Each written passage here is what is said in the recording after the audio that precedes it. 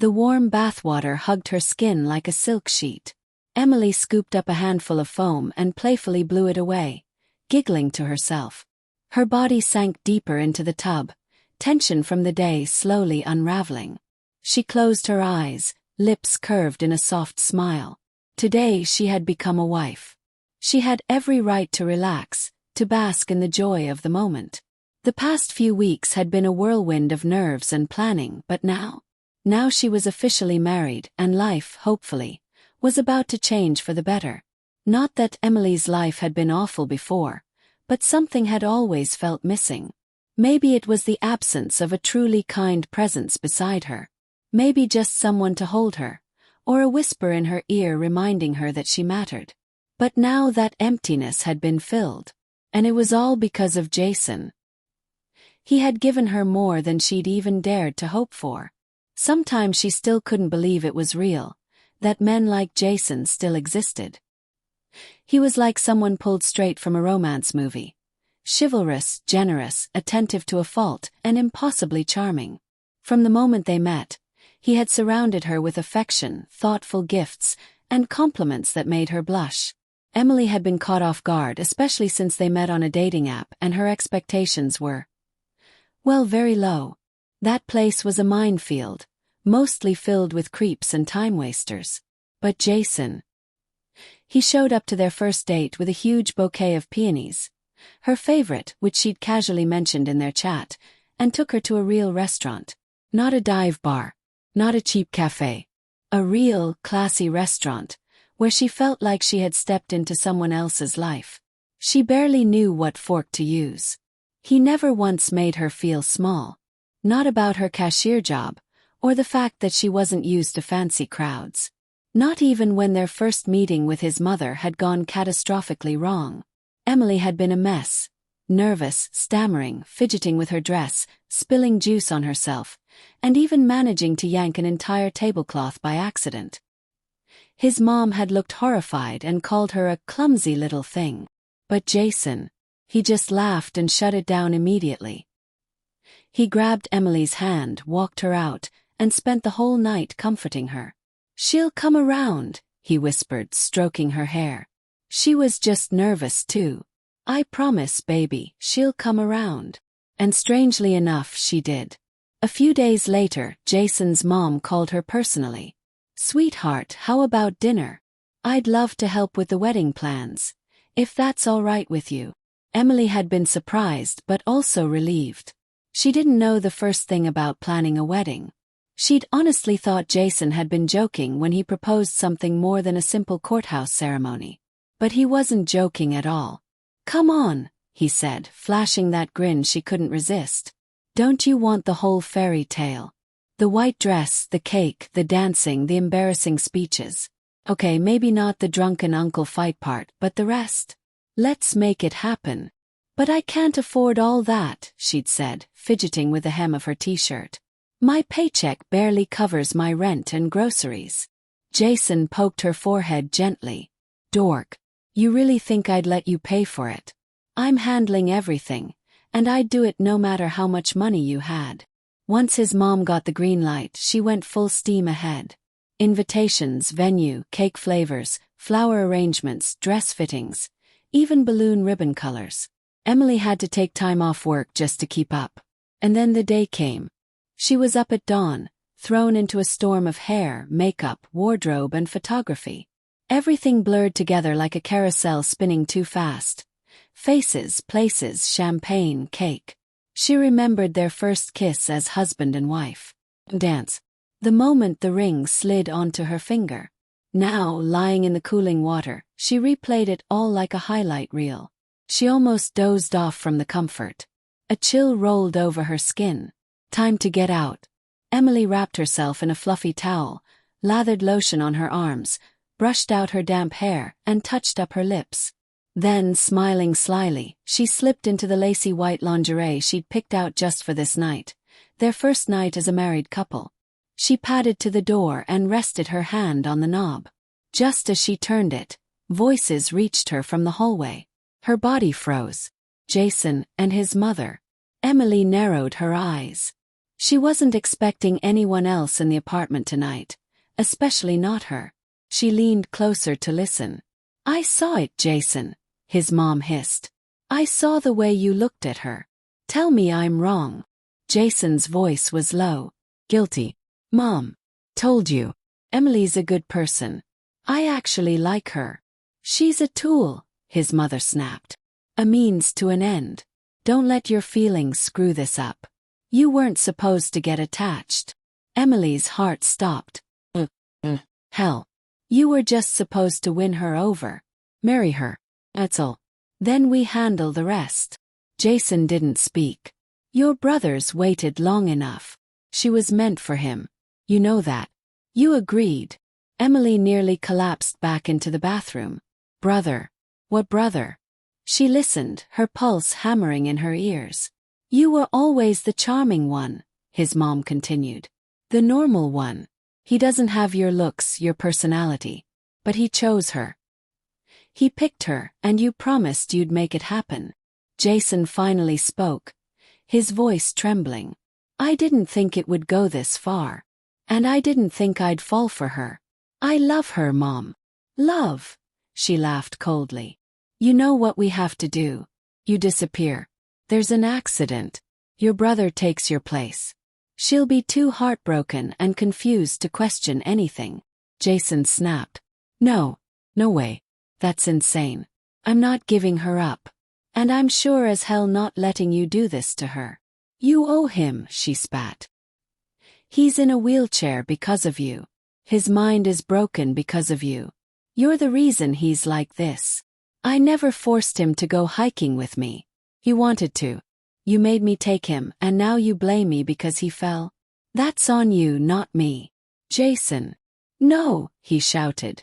"If you ever mention this plan again, I swear to God I'll cut you both off. No more money. No more contact. I'm done."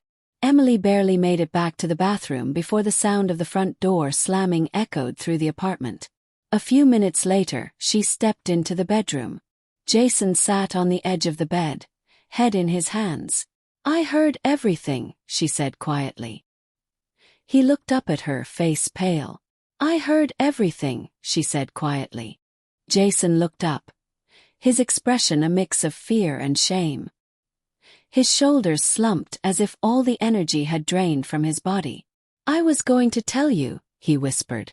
"Just not like this." Emily crossed her arms. Her wet hair clung to her shoulders, and the cool air of the room made her shiver, but her gaze was steady. "So tell me now," she said. "Tell me everything." Jason ran a hand through his hair, then stood, walking a few steps away from her before turning back. "I have a twin brother. His name is Ryan. When we were younger we were inseparable, but over time we grew apart. He started struggling emotionally, mentally. He had outbursts, couldn't hold a job, got into fights. Mom always made excuses for him, blamed the world." He paused, taking a deep breath. 2 years ago, I was going on a hiking trip with some friends near the Rockies. Mom begged me to take Ryan with me, said it would be good for him. I didn't want to. I knew he wasn't stable, but I caved." His eyes darkened. "We were up on this cliffside and he got too close. I told him to step back, but he just laughed. Next thing I know, the ground crumbled under his feet. He fell. It was horrible. He survived, but he broke his spine and worse, his mind. He's in a wheelchair now and he's not right anymore." Jason swallowed hard. "I blamed myself for a long time. Still do. Mom. She definitely blames me. And then, a few months ago he found your profile online. Started messaging you. Said he was falling in love. I didn't think much of it, until he begged me to step in. To pretend to be him. Said he couldn't meet you like that. Said I could help him get the life he couldn't have anymore." Emily's hands tightened into fists. "I was talking to him first." Jason nodded. "Just for a few days. I took over before the first date. I thought I could end it after we met. But then, met you. And I couldn't let go." Emily turned away, her heart hammering. All of this, our wedding, was part of their plan. Jason rushed to her side. No. It started that way, but I swear it stopped being a plan. I fell in love with you, Emily. I fought with my mom every step of the way. I never intended to let her carry out that insane switch. I would never let Ryan near you. Not after I saw what he's become. Emily looked down at her ring. The symbol of her new life suddenly felt cold and foreign on her finger. I need time, she said softly. This is too much. I understand, Jason whispered. Just, please don't disappear. Let me know you're okay. She nodded, then turned to pack an overnight bag. He didn't try to stop her. He didn't even ask where she was going. That night, Emily checked into a nearby hotel. She didn't sleep. Her mind replayed every moment, every touch, every smile Jason had given her. Were they real? Or just a performance? The next morning, she sat by the window, watching the sun rise over a quiet suburban neighborhood. So different from the one she'd just left. She reached for her phone and sent a message. Can we talk? I need to see you. Jason showed up in 30 minutes with her favorite pastries, a guilty look on his face, and zero excuses. I was ready to file for divorce, Emily told him, holding her coffee cup with both hands. But then I realized something. I do love you, Jason. And I believe you love me. But what your mother tried to do, that's unforgivable. And the fact that you didn't tell me sooner. I was afraid, he said quietly. Afraid I'd lose you. She nodded. I'm not saying I'm ready to go back and pretend everything's fine. But I'm willing to try. On one condition. Anything, Jason said. We move. Far. Away. From your mom. From your brother. From all of this. He didn't even hesitate. Done. They left within the week. Packed their things, signed a lease across the country. In a quiet coastal town in Oregon, Emily found a job at a small local shop. Jason started working remotely. And together they started over. No secrets, no plans, just the two of them. For now it was enough. And as for the future, time would tell. A few months later, Emily stood on the porch of their new home, a mug of tea warming her hands. The sea breeze carried the scent of salt and pine, and the sound of waves crashing in the distance grounded her in a way the city never could. Life had slowed down here. Jason had changed. She could see it in small things. How he paused before answering, how he made her breakfast without asking, how he reached for her hand even in silence.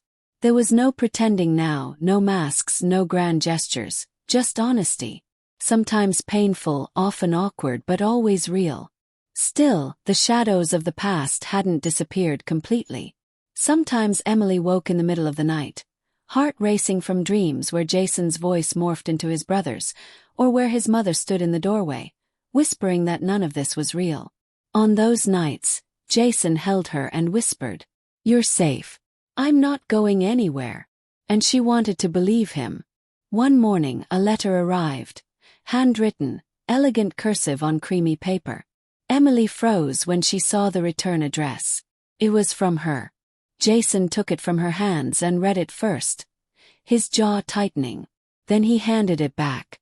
She says she's sorry, that she misses us, that she wants to see us both. Emily stared at the paper as if it might burst into flames. I'm not ready, she said. I know, Jason replied. They burned the letter in the fireplace that night, watched it curl into ash. And for the first time since the wedding, Emily slept without dreams. Over time, their love grew into something quieter but deeper.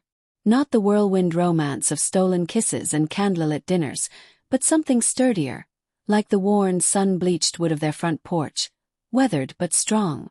They adopted a golden retriever, named him Benny. Jason started teaching guitar lessons to local kids. Emily took up painting, filling their small home with bold, defiant colors. The past never truly disappeared. It lingered at the edges of their conversations, in questions they never asked. But it didn't control them. And one evening, as they watched the sunset together, Emily took Jason's hand and smiled. I think we're going to be okay. He squeezed her fingers gently. Yeah, he said. We are. A year later, Emily stood in front of a small art gallery in a quiet coastal town in Oregon. Inside, a modest crowd lingered in front of her canvases, each one more than just color on fabric. They were pieces of her. Of the chaos, the heartbreak, the rebirth. Jason stood beside her, one hand on the small of her back. His smile proud but understated, just like him. They hadn't spoken to his mother since the move. There had been other letters, other attempts. But Emily never opened them. She didn't need closure from someone who never intended to give it. Her closure had come in the shape of her husband choosing her. In them building a life neither of them thought possible after that night. One of her paintings showed a woman, nude, powerful, vulnerable, standing at the edge of a cliff, facing the sea. Alone but not lonely. "That one's not for sale," she said quietly to a curious gallery-goer. And when they left the gallery that evening, Jason wrapped his arm around her shoulders, and they walked down the sleepy street, lit by golden street lamps and the low hum of distant waves. They didn't talk much anymore about what happened. Some things they both knew didn't need to be said out loud. But sometimes, when the silence between them felt particularly peaceful, Emily would think, maybe love doesn't come with promises of perfection or fairy tale endings. Maybe it's just this, the choice to stay. The choice to begin again. The choice to grow together, even when the roots were damaged. And in that she had everything she needed.